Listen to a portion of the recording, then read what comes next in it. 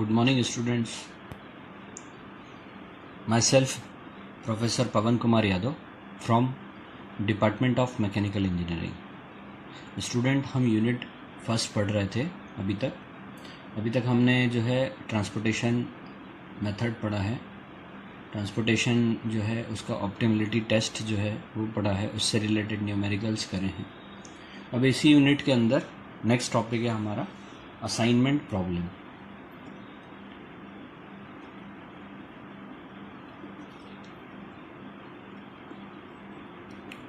Students, जैसे हमने transportation problem solve करी थी उसी तरह जो है ये प्रॉब्लम भी आएगी। ये मैट्रिक्स के फॉर्म में आएगी। यहाँ पर जो मैट्रिक्स है वो स्क्वायर मैट्रिक्स रहेगी। 2x2 की, 3x3 की, 4x4 की, 5x5 की, 6x6 की, 7x7 और 8x8 तक हो सकती है। ये वेरी करेगा कि किस तरह का क्वेश्चन आता है। ठीक है स्टूडेंट्स, अब जो असाइनमेंट प्रॉब्लम हमें सॉल्व करनी है वो हंगेरियन मेथड से करना है। हंगेरियन मेथड जो है उसके कुछ रूल्स हैं। उन रूल्स के थ्रू हमें स्टेप बाय स्टेप कन्वर्जन करना पड़ेगा, पहले ओरिजिनल मैट्रिक्स का, और उसके बाद हमें असाइन करना पड़ेगा कि कौन सा जो है वर्कर किस मशीन पर असाइन होगा। तो ये बेसिकली असाइनमेंट प्रॉब्लम होती क्यों है, हम पहले ये समझते हैं। जैसे हम इंडस्ट्री में या इंडस्ट्री से रिलेटेड प्रॉब्लम से डील करते हैं, जैसा कि मैंने आपको पहले शुरुआत में बताया था, जितनी भी ऑपरेशनल एक्टिविटीज़ हैं वो सारी की सारी जो हैं वो ऑपरेशन रिसर्च के थ्रू जो है न्यूमेरिकल फॉर्म में पेपर में लाई जाती है और उसका न्यूमेरिकल सॉल्यूशन निकाला जाता है। ऐसा इसलिए किया जाता है ताकि हमें एग्जैक्ट पता चल जाए कि अगर हम किसी भी एक्टिविटी में अगर मनी इन्वॉल्व करते हैं तो हमें प्रॉफिटेबिलिटी कितनी हो रही है।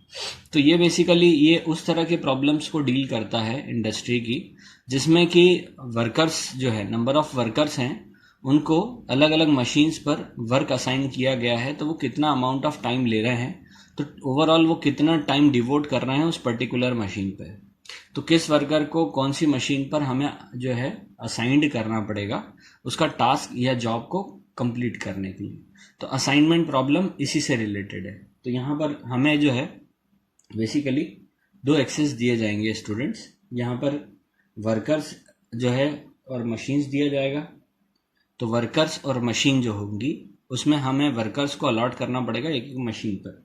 ये जॉब्स दिए जाएंगे, वो जॉब्स हमें मशीन्स पर अलॉट करने पड़ेंगे, है ना।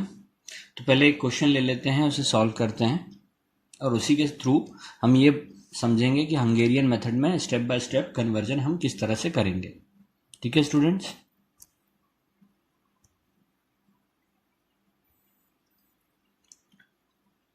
सबसे पहले हम एक क्वेश्चन ले रहे हैं।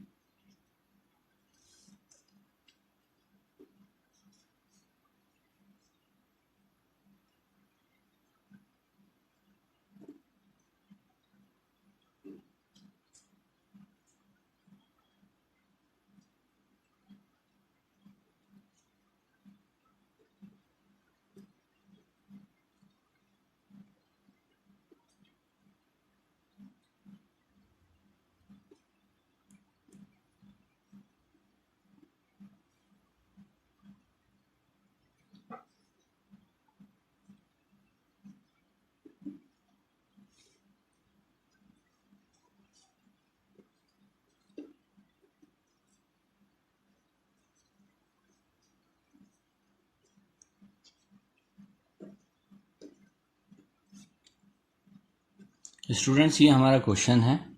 इसमें हमने ABCD 4 अलग अलग मशीन्स ली हैं, जो कि हमें यहाँ दिखाई दे रहा है। मशीन्स ली हैं 4 और यहाँ वर्कर हैं 1 2 3 4 5 1 2 3 4। ठीक है स्टूडेंट्स, इस तरह का क्वेश्चन हमें दिया जाएगा। अगर ये मैट्रिक्स 4/3 के फॉर्म में होती तब हमें क्या करना पड़ता, एडिशनल एक डमी कॉलम लगाना पड़ता जिसमें वैल्यू जो हमें असाइन करनी होती है वो 0 0 0 हम असाइन करते, लेकिन इसको स्क्वायर मैट्रिक्स में कन्वर्ट करते।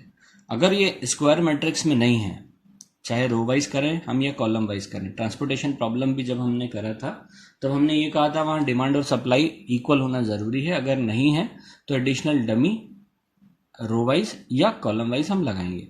अगर 4 वर्कर्स होते, 3 मशीन्स होती, तो चौथी डी टाइप की मशीन जो है हम डमी की लगाते और उसमें सारी वैल्यूज 0 0 लगते। या फिर 4 अगर हमारे पास मशीन्स होती है और 3 वर्कर होते तो चौथा डमी वर्कर हम लगाते और उसमें वैल्यूज जो असाइन करते 0 0 करते। तो हमें स्क्वायर मैट्रिक्स बनाना बहुत ज़्यादा ज़रूरी है, तभी हमारा प्रॉब्लम आगे सॉल्व होगा। ये हो गई इसकी पहली स्टेप। ठीक है, जैसे हम वहां पर करते थे ट्रांसपोर्टेशन में, वैसे हम असाइनमेंट प्रॉब्लम में करेंगे। अब ये हंगेरियन मेथड की जो नेक्स्ट स्टेप है, ठीक है, तो हम आते हैं स्टेप 1 पर। स्टेप 1 के अंदर हम क्या करते हैं स्टूडेंट्स कि हम रो वाइज रिडक्शन करते हैं। रो वाइज रिडक्शन, ठीक है। रो वाइज रिडक्शन करने में हम क्या करेंगे, हमने ऊपर जो मैट्रिक्स है उसको एज इट इज ले लिया, ठीक है, 1 2 3 4, 1 2 3 4, ठीक है, यानी A B C D और 1 2 3 4, ठीक है स्टूडेंट्स, देख लें आप अच्छे से। फिर उसके बाद हमें रो वाइज रिडक्शन करने में सबसे पहले हमें क्या करना पड़ेगा, इंडिविजुअली 1 बाय 1 रो वाइज चलेंगे हम। पहली रो में जो सबसे छोटी वैल्यू होगी, अब इसमें आप देख रहे हैं कंपैरिजन करेंगे अगर आपस में सभी का, तो सबसे छोटी वैल्यू ये दिख रही है। तो स्टेप 1 बोलती है रो वाइज रिडक्शन करने में पर्टिकुलरली उस रो की सबसे छोटी वैल्यू को उस रो की हर एक एलिमेंट से सब्सट्रैक्ट करना, मतलब घटाना है। तो 10 - 10 यहाँ पर हम लिखेंगे 0, ठीक है। अब जो इम्प्रूव्ड जो बनेगी मैट्रिक्स वो रिड्यूस होकर बनेगी, तो 25 - 10 हो जाएगा यहाँ पर स्टूडेंट्स, तो यहाँ पर आ जाएगा कितना 15। फिर यहाँ 15 - 10 हो जाएगा, यहाँ पर कितना हो जाएगा स्टूडेंट्स 5। फिर यहाँ पर 20 - 10 हो जाएगा, यहाँ पर कितना आएगा 10। ये हो गया पहले रो के लिए। अब हम जाएंगे दूसरे रो के लिए। दूसरे रो में आप सबसे छोटी वैल्यू कंपेयर कर कर देख रहे हैं, तो ये हमारे पास छोटी वैल्यू, सबसे छोटी वैल्यू दिखाई दे रही है हमको।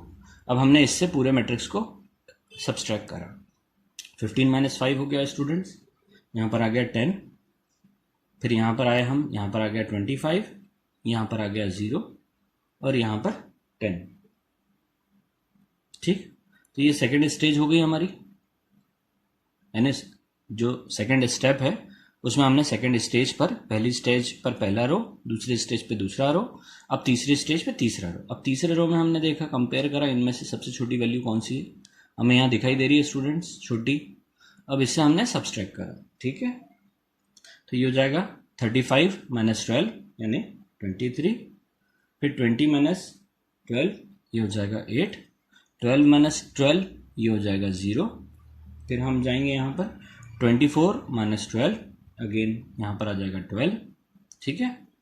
फिर हम बात करेंगे लास्ट वाली रो की, 1 2 3 4। अब इनमें कंपैरिजन करा हमने, इसमें सबसे छोटी वैल्यू कहाँ दिख रही है हमको, ये वाली दिख रही है। अब इससे सब्सट्रैक्ट करा हमने, 17 - 17 ये 0 हो गया, 25 - 17 ये हो गया 8, फिर 24 - 17 ये हो गया 7, फिर 20 - 17 ये हो गया 3, ठीक है स्टूडेंट्स। तो ये हो गया हमारा पहला स्टेज।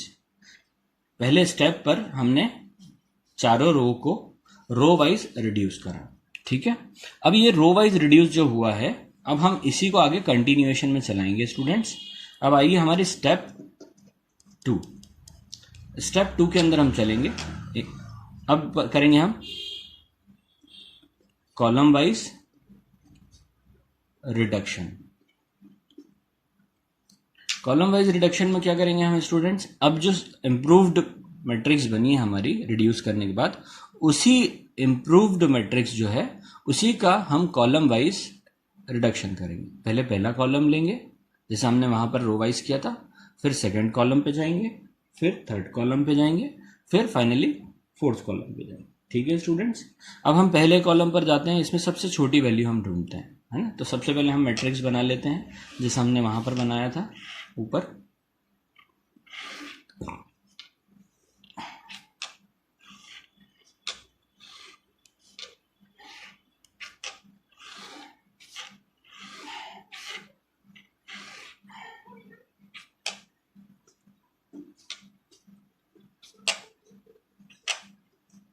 यहाँ पर हम देख रहे हैं पहले कॉलम को, पहले कॉलम में सबसे छोटी वैल्यू आपको कहाँ दिख रही है बेटा, 0 दिख रही है ना। देखें आप, 0 माइनस 0, यानी अगर हम 0 माइनस करना है किसी भी, तो उसमें किसी भी तरह का कोई चेंज ओवर होगा ही नहीं। तो यानी अगर कहीं आपको दिख जाए कॉलम में या रो में कहीं 0 दिख जाए, तो आप क्या करेंगे, फिर आगे एज इट इज उसको कॉपी पेस्ट करना है आपको, है ना। तो यहाँ पर हमारा क्या होगा, 0, 10, 23, 0। अब आ गए हम सेकेंड वाले पे, ठीक है, ध्यान से देखें आप, 0 माइनस 0 करा है, 10 माइनस 0, 23 माइनस 0 और 0 माइनस 0, ठीक है स्टूडेंट्स। अब सेकंड वाले में आए, सबसे छोटी वैल्यू आपको क्या दिख रही है, यहाँ पर 8 दिख रही है। अब 8 को माइनस करेंगे अपन सारी वैल्यू से, 15 माइनस 8 हो जाएगा, यहाँ आ जाएगा 7, 25 माइनस 8 किया, यहाँ आ गया 17, अगेन 8 माइनस 8 किया, यहाँ आ गया 0, फिर अगेन 0, ठीक है स्टूडेंट्स।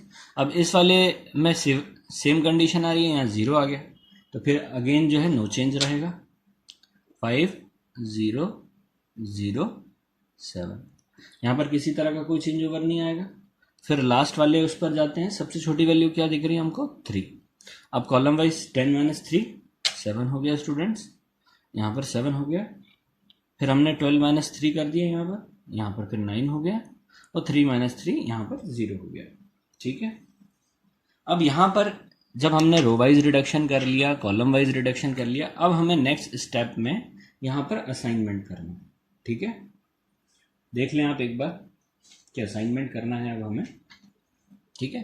अब इसी स्टेज पर जाने के बाद हम क्या करेंगे स्टूडेंट्स, अब असाइनमेंट करेंगे। अब असाइनमेंट का रूल क्या होता है, अब हम उस पर आते हैं। असाइनमेंट का रूल ये होता है कि हम सबसे पहले रो वाइज असाइनमेंट करते हैं, फिर कॉलम वाइज असाइनमेंट करते हैं, ठीक है। अगर किसी भी रो के अंदर सिंगल 0 अगर हमारे को मिलता है, तब हम वहां पर एक स्क्वायर ब्रैकेट बना देंगे, और अगर उसी रो के अंदर, जिस रो में हमारा ब्रैकेट बना है, अगर उसी के अंदर कोई कॉलम आता है, यानी अगर हमने कहीं पर असाइनमेंट किया है और उसी जहां पर असाइनमेंट है उसी कॉलम के अंदर अगर कोई 0 है, तो उस 0 को हमें क्या करना है, कट कर देना है। उसी तरह अगर हम कॉलम वाइज, पहले तो हमने रो वाइज असाइनमेंट किया, फिर सेकेंड में हम कॉलम वाइज करेंगे, है ना। तो जब कॉलम वाइज करेंगे तो पहले कॉलम में लेंगे, अगर कॉलम में हमने कहीं असाइनमेंट किया है, अगर उसकी रो के अंदर कोई 0 आती है, तो हम उसको कट कर देंगे, ठीक है स्टूडेंट्स।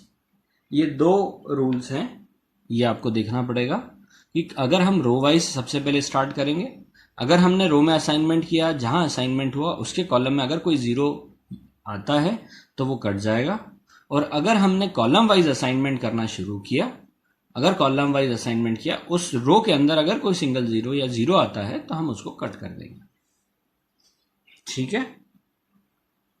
क्लियर है स्टूडेंट, देख लें आप इसको अच्छे से समझें, ठीक है। अब हम चलते हैं असाइनमेंट पर। अब हमारे पास, अब यहां पर हमें असाइनमेंट करना है, ठीक है स्टूडेंट्स। देखें ध्यान से एक बार फिर से कि रो वाइज रिडक्शन हुआ, कॉलम वाइज रिडक्शन हुआ। अब स्टेप हमारे पास आ गई थर्ड। अब हम क्या करेंगे, रो वाइज असाइनमेंट करेंगे। अगर रो वाइज असाइनमेंट हो चुका होगा तो हमें कॉलम पे नहीं जाना पड़ेगा, लेकिन अगर रो वाइज असाइनमेंट नहीं हुआ तो फिर हम कॉलम वाइज जाएंगे, ठीक है स्टूडेंट्स। देखें आप ध्यान से इसको, ठीक है। यही वैल्यूज जो ऊपर हैं वो हमने ले ली, जहां पर हमें असाइनमेंट करना है, कोई चेंज ओवर नहीं करना है हमें, यहाँ पे एज इट इज जितनी वैल्यूज हैं वैसी की वैसी लेनी है हमें, ठीक है। देख लें स्टूडेंट्स, ठीक है। अब हमारा रूल ये बोलता है सबसे पहले रो वाइज हमें असाइनमेंट करना है। रो वाइज असाइनमेंट, जहां पर सिंगल 0 मिलेगा वहां पर हम ब्रैकेट लगाएंगे, ठीक है ना। अब हम पहली रो पर चलते हैं। पहली रो पर हमने देखा कि भाई सिंगल 0 है क्या यहाँ पर स्टूडेंट्स, हमने देखा कि हाँ भाई यहाँ पर सिंगल 0 हमें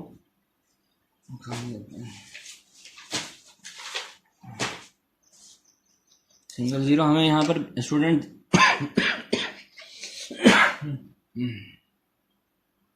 सिंगल 0 हमें यहाँ पर स्टूडेंट दिख रहा है ना। तो यहाँ पर हमने असाइनमेंट कर दिया, ठीक है। अब जैसे ही हमारा असाइनमेंट हुआ, उस रो के अंदर हमें जीरो नहीं मिलना चाहिए, अगर मिलेगा तो हम उसे कट कर देंगे। तो हमने यहाँ कट कर दिया स्टूडेंट्स। अब यहाँ पर हमें असाइनमेंट नहीं करना है, ठीक है स्टूडेंट्स। फिर हम आ गए सेकेंड रो में। अब पहली रो में असाइनमेंट हो गया, अब दूसरी रो पे आएंगे। अब फिर हमें सिंगल जीरो मिल गया। अगर डबल जीरो मिलता तो हम उसे बाईपास करके नेक्स्ट वाली रो पर चले जाते, ठीक है ना, लेकिन हमें सिंगल रो मिला, सिंगल जीरो मिला। फिर हमने यहाँ पर स्टूडेंट्स असाइनमेंट किया। अब यहाँ पर जैसे असाइनमेंट हुआ, इस कॉलम के अंदर हमें नहीं होना चाहिए जीरो, तो हमने काट दिया इसको। फिर हम नेक्स्ट वाले रो पर गए, यानी अब थर्ड रो पर। अब ये तो कट चुका है, अगर डबल जीरो होता तो हम क्या करते, बाईपास कर देते इसको और आगे जाते, फिर कॉलम वाइज चलते। लेकिन यहाँ पर भी सिंगल जीरो है, तो यहाँ पर असाइनमेंट किया। फिर असाइनमेंट की कंडीशन ये है कि अगर उसके अंदर सिंगल जीरो है तो काट देंगे उस कॉलम के अंदर, तो हमने काट दिया। फिर हम लास्ट वाले उस पर गए, हम रो पर। फिर हमें यहाँ पर असाइनमेंट दिख रहा है सिंगल जीरो हमारा। तो हमारा, अब आप देखेंगे ध्यान से असाइनमेंट में, तो ये था हमारा ए, ये था हमारा बी, ये सी, ये डी, ये 1 2 3 4, ठीक है स्टूडेंट्स। क्योंकि ये एक इटरेशन में हो गया रो वाइज जो है असाइनमेंट में, हम यहाँ देख रहे हैं 1 2 3 4, 4 असाइनमेंट हमें मिल रहे हैं यहाँ पर, देखें आप ध्यान से, ठीक है ना। अगर 4 नहीं होते, इससे कम होते, तो फिर हम जो है स्पेशल केस कंडीशन में आ जाते। हम उसको आगे डिस्कस करेंगे उसके बारे में।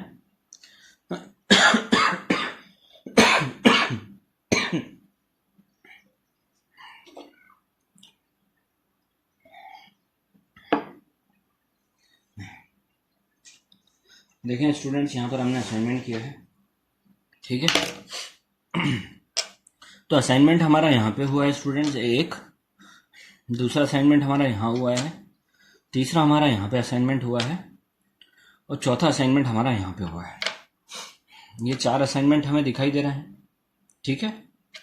तो हम क्या लिख सकते हैं इसको, हम लिख सकते हैं इसको असाइनमेंट में, अगर हम सिंगल बनाते हैं कि किसका असाइनमेंट किसके थ्रू हुआ है, 1 2 3 4, 2 3 4, ये 4 वर्करों का अगर हम बात करें किस मशीन पे किसका हुआ है, फर्स्ट का ए मशीन पर हुआ है जैसा कि आप देख रहे हैं, सेकंड का बी मशीन पे हुआ है, बी नहीं सी मशीन पे हुआ है, ठीक है, थर्ड का बी मशीन पे हुआ है, और फोर्थ का डी मशीन पे हुआ है। अब आप देख रहे हैं कि यहाँ अलग अलग असाइनमेंट हुए हैं, एक असाइनमेंट दूसरे से मैच नहीं कर रहा। 1 पे ए है, 2 पे सी है, थर्ड पे बी है, फोर्थ पे डी है, ठीक। अब ये जो वैल्यूज हैं, ये हम जाएंगे अब ओरिजिनल मैट्रिक्स पर।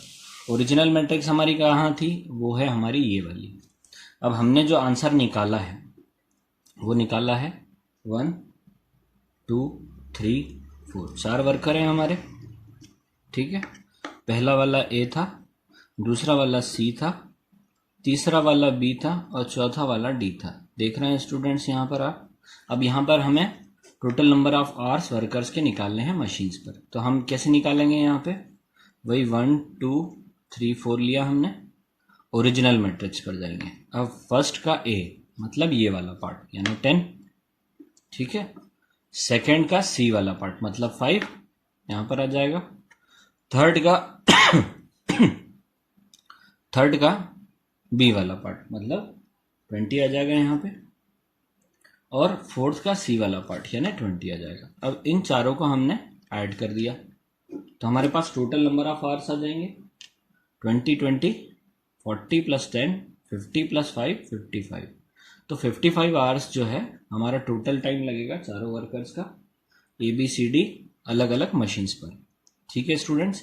तो ये हमने असाइनमेंट प्रॉब्लम के थ्रू हर एक वर्कर को हर एक मशीन्स पर नंबर ऑफ आवर्स जो है दिए हैं, और total number of working hours जो है हमारे पास आ गए हैं चारों वर्कर्स के रिस्पेक्टिव चारों मशीनों के। तो हमने चारों वर्कर्स को चारों मशीनों पे वर्क असाइन करा है, और उस असाइनमेंट से हमको टोटल नंबर ऑफ आवर्स जो है मिल गया है। एक बार और देख लें अपन इसको अच्छे से बेटा। सबसे पहले हमने असाइनमेंट प्रॉब्लम समझी कि क्या होता है। हमने एक क्वेश्चन लिया है, क्वेश्चन में हमने क्या किया है कि हमें वर्कर्स दिए हुए हैं respected to machines. Square matrix है हमारे पास, या 1 2 3 4 वर्कर्स हैं, ABCD 4 मशीन्स हैं, उस पर हमें वर्किंग आवर्स दे रखे हैं उस मैट्रिक्स के अंदर हमें। तो हमने हंगेरियन मेथड का इस्तेमाल किया है इसमें, जिसके थ्रू हम असाइनमेंट करते हैं। उसका पहला रूल ये होता है कि हम रो वाइज रिडक्शन करते हैं, तो सबसे लीस्ट वैल्यू को हम इंटायर रो से जो है सब्सट्रैक्ट करते हैं। इसी तरह हमने सब्सट्रैक्ट करा है चारों रो को और इम्प्रूव्ड मैट्रिक्स यहाँ पर बना लिया है। अब इस इम्प्रूव्ड मैट्रिक्स को हमने कॉलम वाइज रिड्यूस करा है। कॉलम वाइज रिड्यूस करने में जो इम्प्रूव्ड मैट्रिक्स है हमारा, उसी में जो कॉलम है, कॉलम में से जो लीस्ट वैल्यू होगी, जो कॉलम की लीस्ट वैल्यू होगी, उसके थ्रू हम उसको सब्सट्रैक्ट करेंगे और हमारे पास कॉलम वाइज रिडक्शन आएगा। जैसे रो वाइज हुआ था उसी तरह कॉलम वाइज रिडक्शन आ जाएगा। अब यहाँ पर जब हम कॉलम वाइज रिडक्शन कर लेते हैं, इसके बाद हमें असाइनमेंट करना है। असाइनमेंट का रूल जो कहता है, पहले रो वाइज असाइनमेंट होता है, फिर कॉलम वाइज असाइनमेंट होता है। रूल ये कहता है कि असाइनमेंट वहीं होगा जहाँ पर सिंगल जीरो होगा, अगर किसी रो में है तो। अगर डबल जीरो मिलेगा तो वहाँ असाइनमेंट नहीं होगा, उसको पास करके आपको आगे जाना पड़ेगा। ठीक, यही सेम कंडीशन कॉलम में भी रहती है। अगर सिंगल जीरो होगा तो असाइनमेंट होगा, कहीं अगर डबल जीरो मिलता है तो असाइनमेंट नहीं होगा। ठीक है, अब अगर कहीं पर असाइनमेंट होता है तो वहां पर हम क्या करेंगे, एक स्क्वायर ब्रैकेट लगा देंगे उस जीरो पर, और उस रो के अंदर, अगर रो वाइज असाइनमेंट है तो उस कॉलम के अंदर हम अगर कोई जीरो मिलता है तो हम उसे काट देंगे। और अगर कॉलम वाइज असाइनमेंट में अगर किसी रो के अंदर, अगर हमने कॉलम में कोई असाइनमेंट किया है और उसकी रो के अंदर अगर कोई जीरो मिलता है तो हम उसे काट देंगे। अगर रो वाइज असाइनमेंट करना है, उसके कॉलम में अगर हमें कोई जीरो मिल रहा है तो भी हम काट देंगे। ठीक है स्टूडेंट्स, सिंपल है ये, बहुत ज़्यादा आसान है ये। क्लियर है स्टूडेंट्स? तो इसमें क्योंकि एक इटरेशन में हो गया, नेक्स्ट जब हम करेंगे तब हम मल्टीपल इटरेशन देखेंगे कि किस तरह से किया जाता है। ठीक है स्टूडेंट्स, इसी तरह हमने अलॉट किया है। अब जितने नंबर ऑफ कॉलम और रोज होंगे उतने ही नंबर ऑफ अलॉटमेंट होंगे। जैसा कि यहाँ हमने निकाला है, 4 रोज थी, 4 कॉलम थे, तो यहाँ 4 अलॉटमेंट हो। ठीक है, उसके हिसाब से हमने यहाँ पर ओरिजिनल मैट्रिक्स से original total number of hours निकाल लिए। ठीक है students, thank you for watching my video.